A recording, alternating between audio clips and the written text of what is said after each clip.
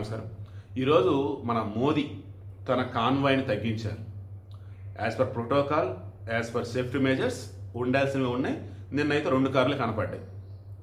ఇప్పుడు అదే దారిలో ఢిల్లీ సీఎం, యూపీ సీఎం, ఎక్కడైతే బీజేపీ పాలిత రాష్ట్రాలు ఉన్నాయో ముఖ్యమంత్రులంతా కూడా వాళ్ళు కాన్వాయ్లో వాహనాలు తగ్గిస్తున్నారు.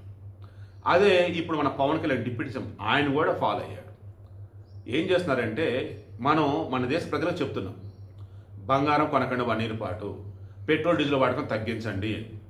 ఇదే మూమెంట్లో మీరు చేయాలి కదా ప్రజలు అంటున్నప్పుడు మేము చేసి చూపిస్తామని చెప్పేసి ప్రధాని మొదలెట్టారు. అలా మిగతాలు కూడా మొదలెట్టారు. ఈలోపు ఎలక్ట్రిక్ వెహికల్స్ అని కొనండి అంటున్నారు. సరే, ఓవరాల్ ఇప్పుడు నేను చెప్పేది ఏంటంటే, రేపు ఆదివారం పూట ఏంటి మన తెలుగు రాష్ట్రాలలో పెట్రోల్ బంక్ క్లోజ్ అవుతున్నాయని చెప్పేసి ఒక వార్త వైరల్ చేశారు. గాలి అనకూడదు కానీ నిజంగా గాలి వెదలకి బుద్ధి బుర్ర ఉండదు. ఎయిర్ న్యూస్ గాలి వార్తలు అనమాట. ఏదో ఒకటి క్రియేట్ చేయాలి, జనాన్ని ప్యానిక్ అటాక్ చేయాలి. ఇంధనాన్ని పొదుపు చేయమన్నారు తప్ప బంకులు క్లోజ్ చేయమని ఎవడో చెప్పాలి. ఓకేనా? ఎక్కడ కూడా నో స్టాక్ బోర్డులు ఉండవు, అలాగే బంక్ క్లోజు ఏముండదు. బంకులు ఉంటాయి. పెట్రోలు డీజిలు ఇలా అంటున్నప్పుడు మన దగ్గర ఆయిల్ నిల్వలు వచ్చేసి నిన్న నేను చెక్ చేస్తున్నాను, 69 రోజులకు సరిపడా ఆయిల్ నిల్వలు మన దగ్గర ఉన్నాయి. ఈవెన్ గ్యాస్ కూడా అరౌండ్ 46 రోజులు 49 రోజులు సరిపడా గ్యాస్ నిల్వలు ఉన్నాయి. ఈ గ్యాస్ను కూడా డైలీ వచ్చేసి ఇన్ని రోజులు 35,000 టన్నులు అంట ప్రొడ్యూస్ చేస్తుంది మన దగ్గర.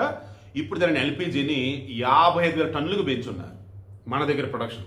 చాలా చెప్పుకుంటూ పోతే కొరత అన్నది లేకుండా ఉన్నదాన్ని సవ్యంగా వాడుకుందాం, ఇప్పుడుగా వాడేసి కొరత క్రియేట్ చేద్దని చెప్పేసి మాత్రమే చెప్తున్నారు.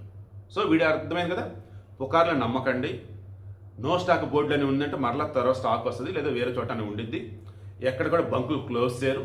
పెట్రోల్ డీజిల్ సరిపడే నిల్వలు ఉన్నాయి, డీజిల్ నిల్వలు కూడా ఉన్నాయి.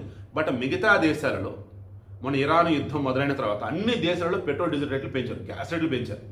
మన దగ్గర గ్యాస్ రేట్లు పెంచారు తప్ప పెట్రోల్ డీజిల్ రేట్లు పెంచలా.